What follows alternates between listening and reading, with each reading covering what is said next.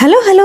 അപ്പോൾ നമ്മൾ കഴിഞ്ഞ തവണ എവിടെ നിർത്തിയോ അവിടെ നിന്ന് നമുക്ക് തുടങ്ങാം. നമ്മുടെ ഡ്രൈവർ ഡിമിട്രി സാഹസികമായ വീരകഥയ്ക്ക് പറയാൻ നമ്മൾ ഇങ്ങനെ കൊണ്ടുപോവുകയാണ്. ബോറടിപ്പിക്കാതിരിക്കാനായിട്ട് നമ്മളെല്ലാം ഈ സ്വിസ് ആർമി ജീപ്പിന്റെ സോൾജേഴ്സ് ആക്കി. വാട്ടർ ഗൺ ഉപയോഗിച്ച് മറ്റു ജീപ്പുകളോട് ഫൈറ്റ് ചെയ്യുക.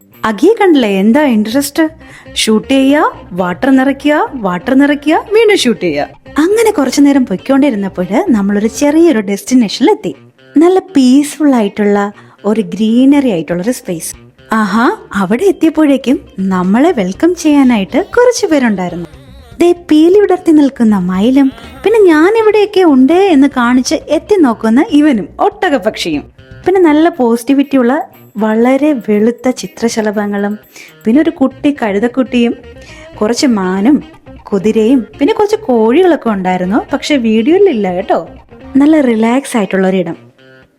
നമുക്ക് വെൽക്കം ഡ്രിങ്ക് ആയിട്ട് കിട്ടിയത് ഊസോ ആയിരുന്നു.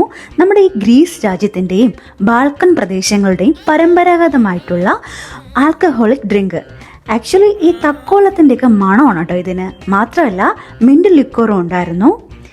ഈ നല്ല ചൂടൊക്കെ ആയതുകൊണ്ട് ഈ വെൽക്കം ഡ്രിങ്ക് നമ്മൾ കൂടുതൽ കൂളാക്കി എന്നൊക്കെ പറയാം.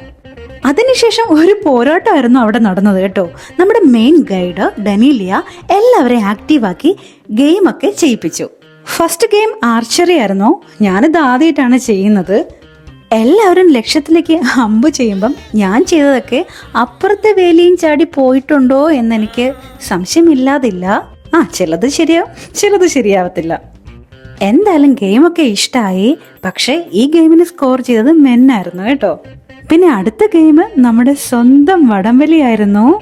ജർമ്മനിയിൽ നിന്ന് വന്നവരെല്ലാരും ഒരു ബാച്ചും മറ്റുള്ള കൺട്രീസിൽ നിന്ന് വന്നവരെല്ലാം ഓപ്പോസിറ്റ് ബാച്ചിലും ആയിരുന്നു. അങ്ങനെ വാശിയേറിയ പോരാട്ടത്തിനൊടുവില് ജർമ്മൻ ടീം വളരെ മനോഹരമായി തോറ്റു. ലേഡീസ് മാത്രമല്ല, മെൻസും. എന്നാലും വിജയിച്ചവർക്കും വിജയിക്കാൻ ശ്രമിച്ചവർക്കും എങ്ങനെയുണ്ട്? പരാജയപ്പെട്ടവരെ അങ്ങനങ്ങ് പറഞ്ഞാലോ.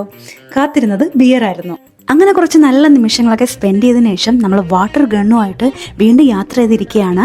അടുത്ത എപ്പിസോഡിൽ കാണുന്നവരേക്കും be positive, much love, Reshma. By.